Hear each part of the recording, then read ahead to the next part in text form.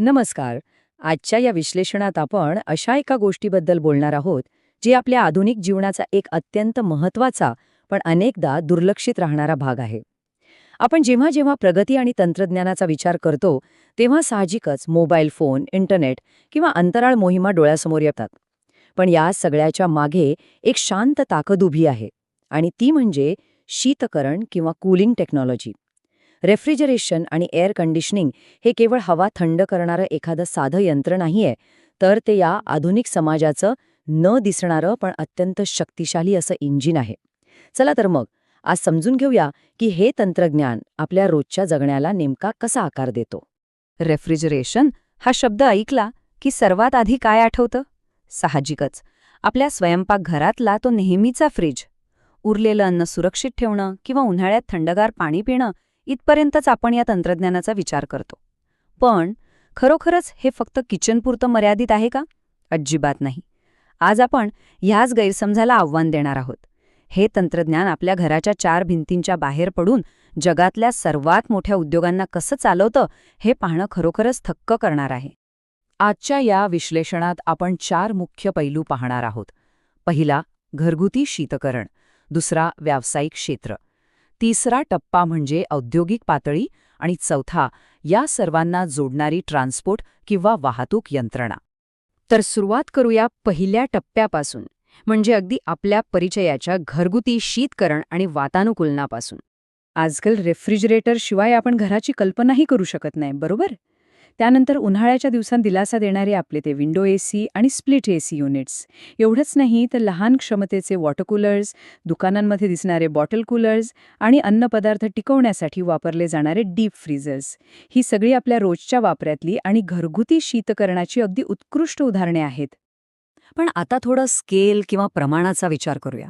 एका बाजूला आपला तो छोटासा विंडो एसी आणि दुसऱ्या बाजूला एखाद्या महाकाय पेट्रोकेमिकल रिफायनरीमधला किंवा हजारो टन क्षमतेच्या आईस प्लांटमधला सेटअप.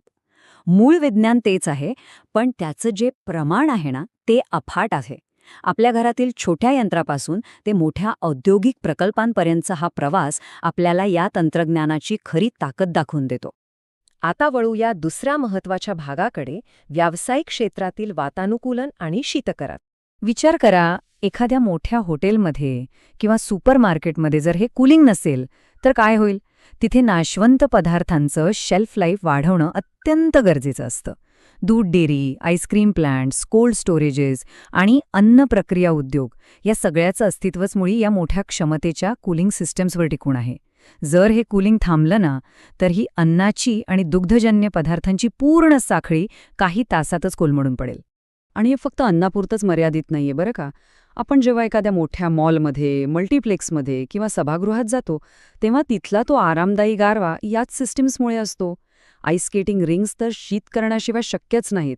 रुग्णालयांमध्ये संसर्ग टाळण्यासाठी आणि रुग्णांच्या आरामासाठी, तसंच व्यायामशाळा आणि मोठ्या ऑफिसेसमध्ये आधुनिक जीवनशैलीसाठी हे नियंत्रित तापमान असणं मस्ट आहे. आता हे ऐकून कदाचित थोडं नवल वाटेल. या काही विशिष्ट गोष्टी आहेत जिथे कूलिंगची अत्यंत गरज असते. उदाहरणार्थ, फोटोग्राफी. जुन्या काळातल्या फिल्म डेव्हलपमेंट लॅब्स आणि आताची आधुनिक उपकरणं यांना विशिष्ट तापमान लागतं. त्यानंतर टेलिफोन एक्सचेंज, जिथे हजारो केबल्स आणि मशीन्सची प्रचंड उष्णता कमी करण्यासाठी शक्तिशाली एसी लागतोच. आणि केक शॉप्स, ते सुंदर डिझाईन केलेले केक वितळून खराब होऊ नयेत म्हणून तिथेही अचूक रेफ्रिजरेशन लागतं. हे असे अनपेक्षित उपयोग आहेत जे आपल्याला या तंत्रज्ञानाची व्याप्ती दाखवून देतात. इथून पुढे आपण अजून मोठ्या स्तरावर जाणार आहोत. तिसरा टप्पा म्हणजे औद्योगिक पातळीवरील किंवा इंडस्ट्रियल लेव्हलचं शीतकरण.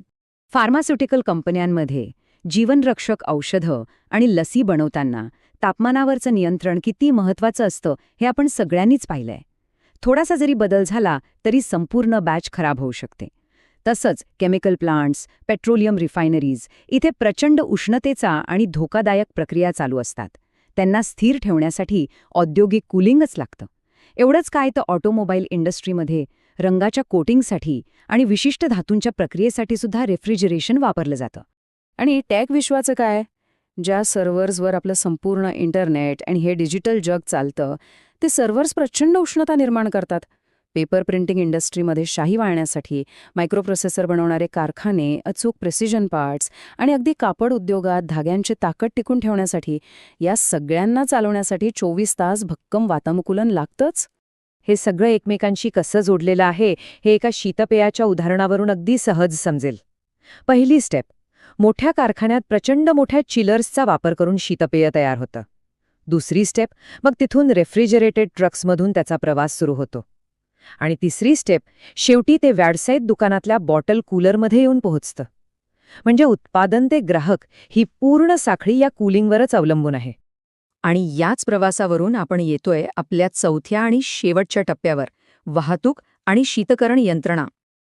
आपल्या कार किंवा बसमधला एसी तर आपल्याला माहितीच आहे, पण जागतिक व्यापाराचा कणा असलेले ते मोठे रेफ्रिजरेटेड कंटेनर्स आणि ट्रक्स अत्यंत महत्त्वाचे आहेत. बांधकाम साईटवरच्या मोठ्या क्रेन्सच्या केबिन्स, लांब पल्ल्याच्या ट्रेन्स, आकाशातून उडणारी विमानं आणि महासागरातून जाणारी महाकाय जहाजे, या सगळीकडे मालाच्या सुरक्षिततेसाठी आणि मानवी आरामासाठी प्रगत कूलिंग यंत्रणा बसवलेली असतेच.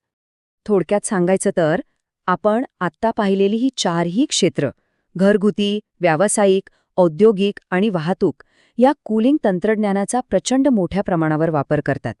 हे आता फक्त लक्झरी राहिलेलं नाही, तर ती आपल्या आधुनिक जगाची सगळ्यात मोठी मूलभूत गरज बनली आहे. अन्नाच्या सुरक्षितेपासून ते जीवनरक्षक औषधांपर्यंत आणि इंटरनेटच्या सर्व्हर्सपासून ते जागतिक पुरवठा साखळीपर्यंत सगळं काही या एका गोष्टीवर टिकून आहे. हे विश्लेषण थांबवताना एक खूप रंजक प्रश्न समोर येतो. विचार करा, जर हे कूलिंगचे चारही स्तंभ अचानक गायब झाले तर काय होईल? आपलं हे प्रगत आणि आधुनिक जीवन एका क्षणात गोठून जाईल की वितळून नष्ट होईल? ह्या अदृश्य इंजिनावर आपलं जग कसं चालतंय याची जाणीव हा प्रश्न नक्कीच करून देतो. या तंत्रज्ञानाशिवाय आपण आजच्या जगाची कल्पनाही करू शकत नाही. या विश्लेषणात सहभागी झाल्याबद्दल धन्यवाद.